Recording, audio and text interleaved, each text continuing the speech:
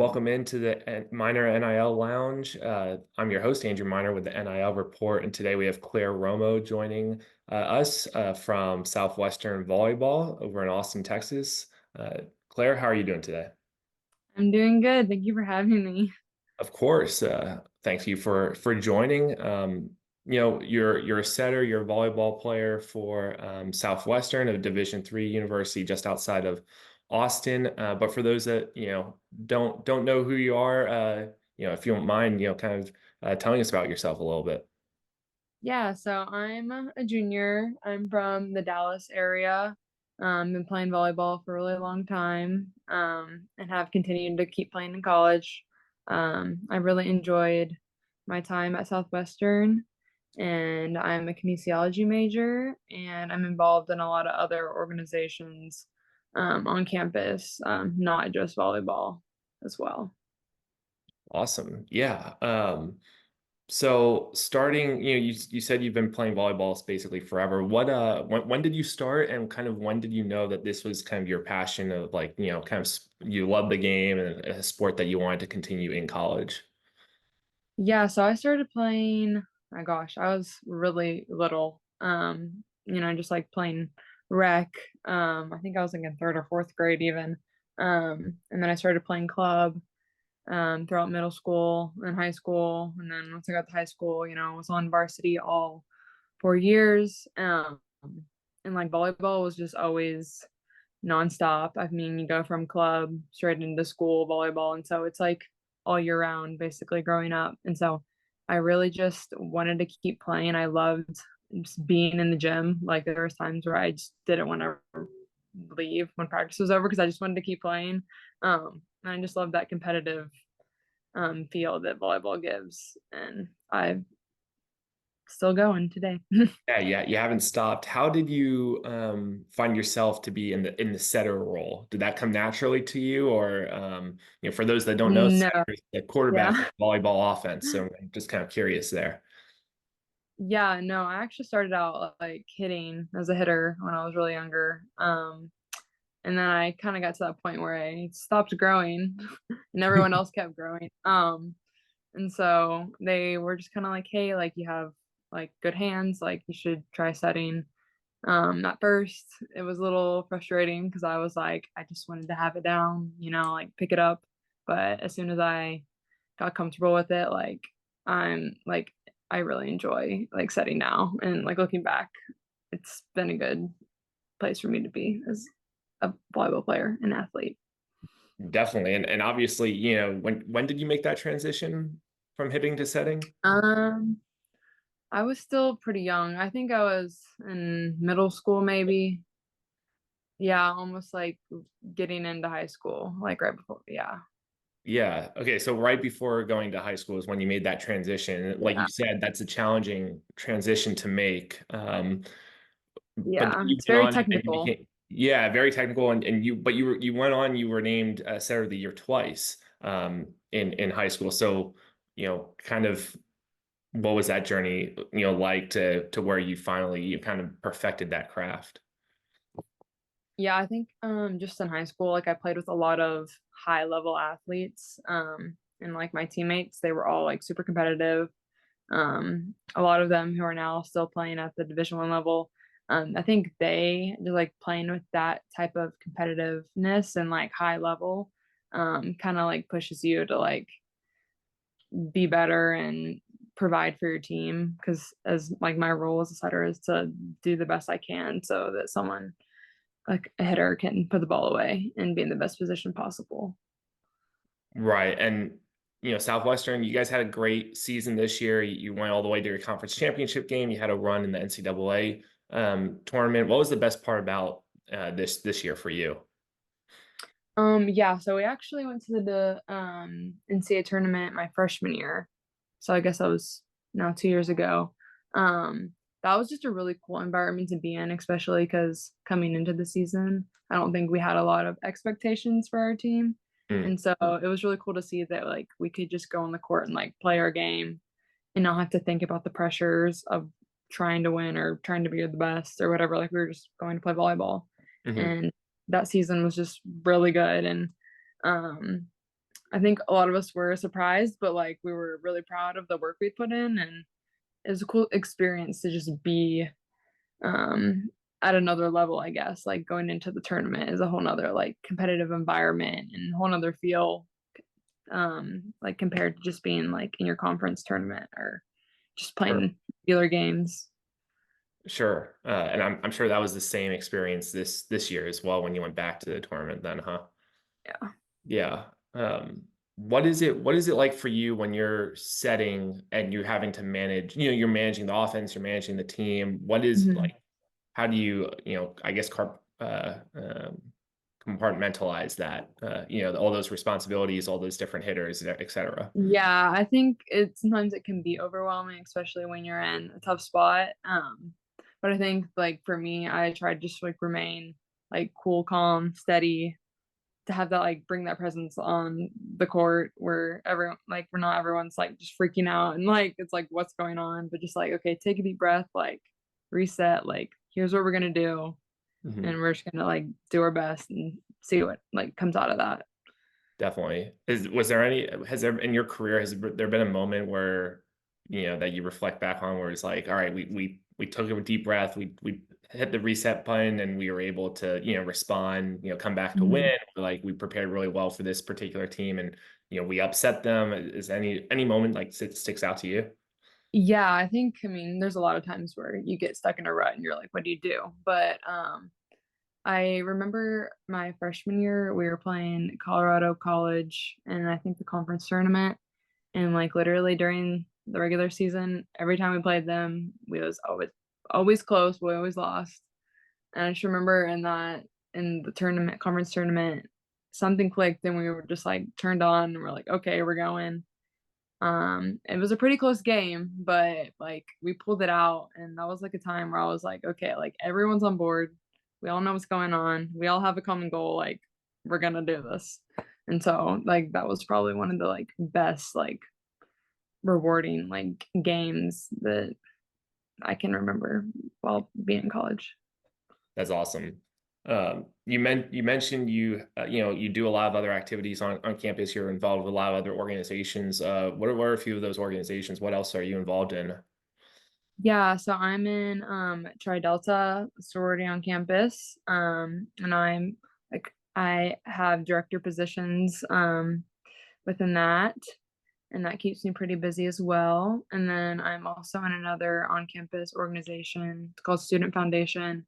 Basically, I work with like parents, alumni, a lot of social networking, but it's a lot of providing for the university itself and stuff like that. Okay, awesome. And you mentioned your big, community service. You do a lot of that in your positions at in Tridelt. Yeah, so we have a lot of charity like work that we do, a lot of philanthropy events that we put on, um, which is really cool because you get to see how much like our small chapter isn't very big compared to some of the other like bigger schools, but it's really cool to see how much of an impact like we can make with just our small chapter and how much we're contributing. Yeah. What are the types of philanthropies that you contribute to? Right now, Tri Delta has St. Jude is their biggest, like contributor. And Okay. so they've been partners for I think like over 20 years. And are, like Tri Delta as a whole organization has been really like good at providing for St. Jude and giving back to them. Sure. Awesome. Is that one of I don't know, what was your recruitment like, if in getting to Southwestern and deciding to play volleyball at a, D3 Mhm. university? Was having time for other activities like, a big priority to you, or did it just kind of like fall into place where this is where you landed? Because it seems like you're able to balance a lot. Yeah, initially I actually just like didn't really think volleyball was gonna be like at first I was like, I don't know if I want to keep playing volleyball. I know like I was feeling tired. I was just like, oh, I just want to be over it. Um, but my dad really pushed me to at least give it a try. If you don't like it, you can, do something else, but like at least give it a try. And so I had visited some other schools that I really didn't feel like were for me, wasn't the right fit. Like I Hmm. couldn't really see myself there. Um, and so I was like, well, I haven't really found anything that I like, enjoy, that I can like see myself spending the next 4 years here. And then my coach, Don Flora, reached out to me and was like, hey, just like come to Southwestern and give it a look. Like we are really interested in you and, like just give it a try. And I had no idea where Southwestern was, like what it was. I was like, I don't even know. This is like a random small school I've never heard of. But it was in Texas, which is crazy because I'm literally 3 hours away. And Right. so I went and I like immediately, like as soon as I like got onto campus, I like felt at home. And it's crazy because like people say that a lot, but like it was truly a feeling of like I can see myself here. I liked the location, I liked the coach, I liked the campus, I liked the team. I got to meet some of the girls on my visit. And I really didn't think I would like a small school experience throughout my college um time, but like looking back, like I really enjoyed being on a smaller campus, getting to know people and just like really getting to know my professors and stuff like that. So I really enjoyed my time here at Yeah. Southwestern. That's great. Yeah, that's a very similar experience of most people. Just like you step on campus and it just something clicks. Mhm. It feels like it's cliche, but it's the truth most of the time there.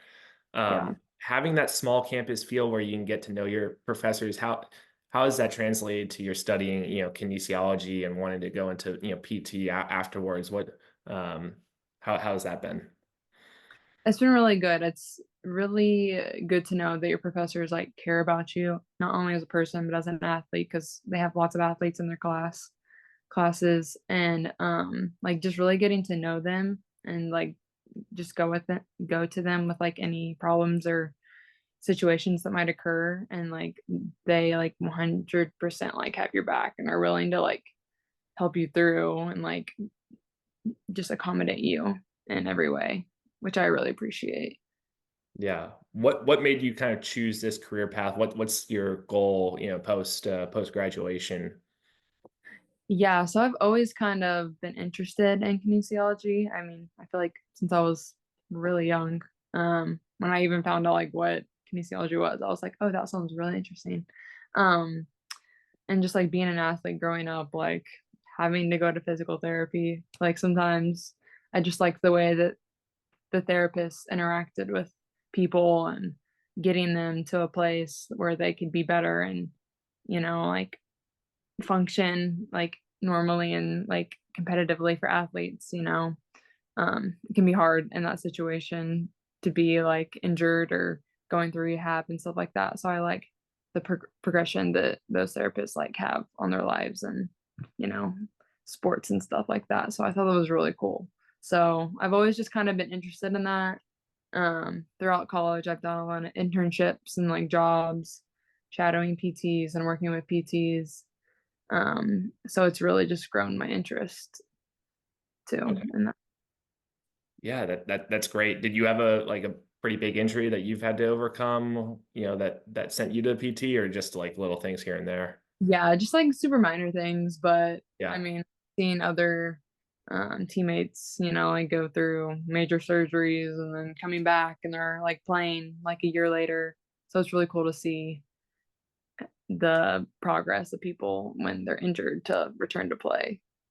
Yeah, the impact that you can have there is you know, critical for Mhm. sure. So let's talk a little bit about NIL. Obviously, name, image, and likeness is fairly new in the college athletics space. I'm curious just what your experiences have been at Southwestern, a D3 institution, that you've seen with regards to NIL for both like your teammates and your Mhm. peers there around campus. Yeah, it is definitely a new thing for a lot of people trying to figure it out and all that. But I actually have, especially on campus, I've seen a number of athletes like having NIL deals and like posting about it. I see a lot of it through like Instagram.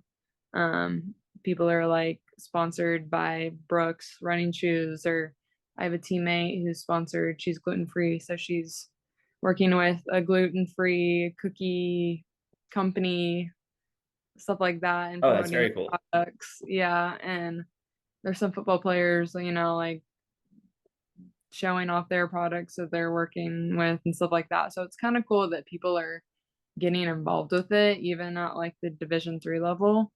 Because I feel like most of the time people think, oh, just D1 big names and stuff like that. So it's Yeah. cool to see that it's like even impacting like smaller schools too. Yeah, definitely. No, I'm glad that a lot of people seem to, be having some success there with different NIL deals. That's awesome. How about you personally? I know you've been, kind of reaching out to different companies and brands, and that you're also obviously a Lone Star NIL ambassador. What is your personal experience been with, as you reach out and as you do things for Lone Star and things like that? Yeah, I think first, like I've definitely learned that like reaching out to companies is kind of like the recruiting process and like showing people what you have to offer, like showing coaches what you have to offer and seeing if they like what you have. I feel like it's definitely like that. Just like they're either will either respond or they may not. But it's sometimes it can be challenging, but I think um it's cool to see like where if people respond and stuff like that. Like I've reached out to a couple of companies. Some of them have responded, some of them have not. I reached out to the Bearbell protein. They do like protein bars and stuff like that. And they were like, yeah, like we'd love to send you some products for your team and like, show them off and like have your team, there's just some simple That's stuff like awesome that. Like though. just yeah, just like receiving products and then just having to show it off, I guess, on like social media is like simple as that. Like I feel like it's still something that you can work towards to like build yourself and kind of like build your name and image and stuff like that. Yeah, definitely. The fact that they responded and, were willing to, um, I guess, partner with with you and your team, that's pretty cool and probably a good learning experience as well, I would imagine. Yeah. Yeah. I feel like a lot of it is just like trial and error, like just going through it and trying to figure it out along the way. Yeah, see what works, what doesn't, what sticks. I feel like a Mhm. lot of athletes are probably in your shoes and just trying to, figure it out and which is hopefully good for them to hear that, maybe they're not alone there. So um Yeah. that's awesome. Is there any particular and brand that would be like a dream partnership for you if you had the Okay. opportunity? I would say maybe Lululemon. I love Lululemon. But, anything like that. I love like athleisure, I guess. So that Okay. would be cool. Yeah, definitely. And what are you most looking forward to for next season, your final season, there in the fall, next fall? I mean, I feel like definitely just like finishing strong. It's kind of slowly hitting me that like this is my last season. And Mm, so kind of just like doing the best I can to be a leader and play like at a high level and be competitive and like just leave everything I want to leave um to end my volleyball career definitely. for Um sure. yeah. Yeah. Well, best of luck with everything. We'll be watching you, through it all. Where can people follow you and the remainder of your journey, on social media, et cetera? I'll let the people know. Yeah, you can follow me on Instagram. My handle is Claire RO21. Um and I am very avid on Instagram. So I would say Instagram is my main place of being, but you can follow me there and follow along with all the stuff I'm doing. All your updates, all your protein bar photos and volleyball adventures. So that's Yes, perfect. Thank you so much, Claire, for joining the NIL Minor Lounge. Really appreciate you sharing your story. of course. Thank you.